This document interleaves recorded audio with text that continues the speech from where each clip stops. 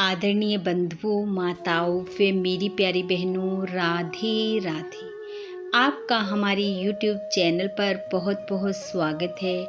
बंधुओं, आज हम इस वीडियो में श्राद्ध पक्ष में सुनी जाने वाली पितृ पूर्वजों की एक कहानी सुनेंगे, जिसमें बताया गया है कि श्रद्धा पूर्वक श्राद्ध करने पर पितृ अपनी संतानों पर प्रसन्न होते हैं और अपनी कृपा बरसाकर घर परिवार को सुख संपन्नता से भरपूर करते हैं।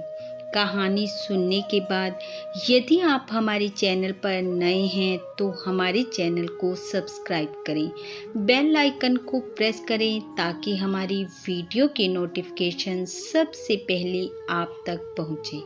वीडियो को शेयर व लाइक भी जरूर करें। कथा के अनुसार जोगे और भोगे दो भाई थे। जोगा अमीर था, उसके घर धन धान्य की कोई कमी नहीं थी, जबकि उसका भाई भोगा गरीब था। दोनों भाइयों में प्रेम था, लेकिन पैसे की दीवार उनके प्रेम में सबसे बड़ी कमी थी। जोगे की पत्नी को अपने धन का अभिमान था, जबकि भोगे की पत्नी सुशील, संस्कारी और सरल स्वभाव की थी और जो कुछ उसके पास था उसमें संतुष्ट थी। ऐसे ही समय बीता और एक बार पितृपक्ष के दौरान जब जोगे और भोगे के पिता का श्राद्ध आया तो जोगे की पत्नी ने जोगे को श्राद्ध करने के लिए कहा, लेकिन पैसे के अभिमान में जोगे ने इसे व्यर्थ का कार्य समझा और उधर भोगे की पत्नी ने भोगे को श्राद्ध करने के लिए कहा तो उसने कहा, खाने को तो घर में अन्न नहीं है, श्राद्ध कहाँ से करूं? यह कहकर वह घर से निकल गया। उधर जोगे की पत्नी ने सोचा कि घर में किसी चीज की कोई कमी नहीं है, ऐसे में श्राद्ध नहीं करूंगी तो लोग क्या कहेंगे, और मेरे पास इतना धन है, इसका प्रदर्शन कैसे करूंगी। तब उसने जोगे से कहा, हम श्राद्ध जरूर करेंगे, मैं काम के लिए भोगे की पत्नी को बुला लूंगी, हम दोनों मिलकर सारा कार्य कर लेंगे। आप मेरे मायके जाकर सबको श्राद्ध पर आने का न्योता दे आओ। जोगे ने कहा, ठीक है। यह कहकर वह अपने ससुराल वालों को न्योता देने चल पड़ा। अगले दिन सुबह जोगे की पत्नी ने भोगे की पत्नी को भोजन बनाने के लिए बुलाया। भोगे की पत्नी ने आकर प्रेम पूर्वक भोजन की तैयारी की, बहुत से व्यंजन बनाए और भोजन बनाने के बाद वह अपने घर आ गई, क्योंकि उसे भी श्राद्ध निकालना था।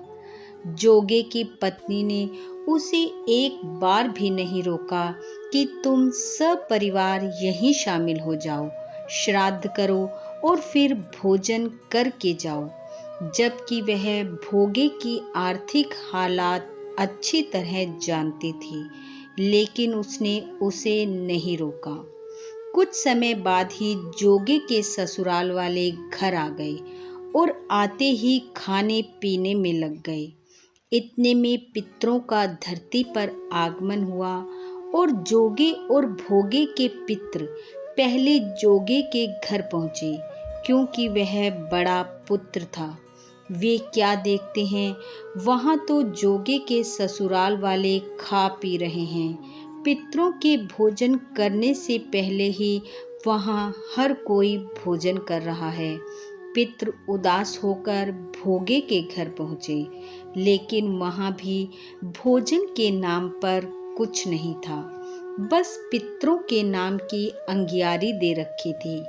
पितृ उस राख को ही स्पर्श कर लौट गए और नदी के तट पर पहुंच गए। वहां सभी पितृ अपने अपने बेटे पोतों की प्रशंसा कर रहे थे। लेकिन जोगे और भोगे के पितृ दुखी थे। वे सोचने लगे कि भोगे की पत्नी सुशील और संस्कारी है, लेकिन उसके पास धन का अभाव होने के कारण वह हमारे लिए कुछ नहीं बना पाई। ऐसा सोचते सोचते पितृ नाचने लगे और बोलने लगे, भोगे के घर धन हो जाए, भोगे के घर धन हो जाए, ताकि उसकी संस्कारी पत्नी अपने पूर्वजों को भोजन करा सके। उधर दूसरी तरफ भोगे के बच्चे भूखे प्यासे थे, जबकि जोगे के घर पकवान खाए जा रहे थे। बच्चे भूख से व्याकुल होकर अपनी माँ से बार बार भोजन मांग रहे थे। माँ से उनकी हालत देखी नहीं गई और बोली, जाओ, रसोई में बर्तन ढका रखा है, उसमें भोजन है, खा लो। बच्चे गए और जैसे ही बर्तन से ढक्कन हटाकर देखा तो बर्तन सोने की मोहरों से भरा था। बच्चे भागे भागे माँ के पास गए और जाकर सारी बात बताई। माँ ने आकर देखा तो हैरान रह गई।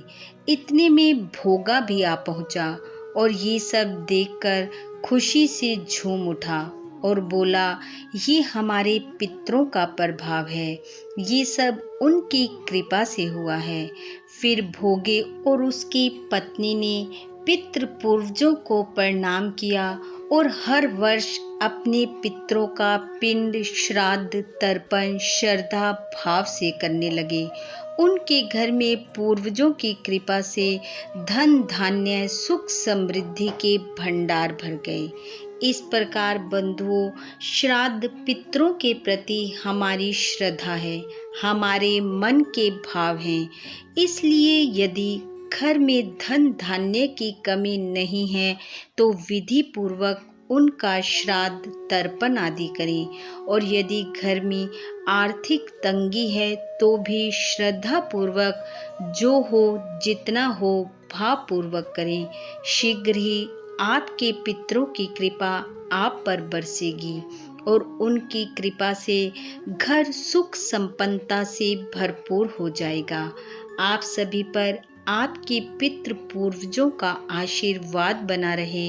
इन्हीं शुभकामनाओं के साथ आप सबका बहुत बहुत धन्यवाद। राधे राधे।